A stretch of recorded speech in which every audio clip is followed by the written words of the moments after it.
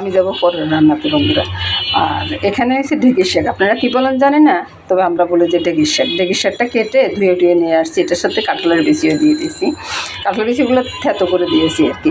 আর পেঁয়াজ, প্রথমে বন্ধুরা তেলটা দিয়ে দিলাম, তেলে গোটা লঙ্কাটা দিয়ে দিলাম, লঙ্কাগুলো এক সাইডে উঠিয়ে নিব, তারপরে তেলে ছেড়ে দিব পেঁয়াজ। পেঁয়াজগুলো একটু ভাজা ভাজা হোক, পেঁয়াজগুলো ভাজা হয়ে গেছে বন্ধুরা, এবার আমার শাকটা ছেড়ে দিয়ে হলুদ আর একটু তেল দিয়ে দিলাম, তারপরে একটু নেড়ে চেড়ে বুঝতে পারবেন বন্ধুরা। আর আপনারা যদি মনে করেন যে চিনি খাবেন না, চিনিটা না দেবেন, কোনো সমস্যা নেই। চুলার আঁচটা কমিয়ে ঢাকা দিয়ে রাখবো কিছুক্ষণ।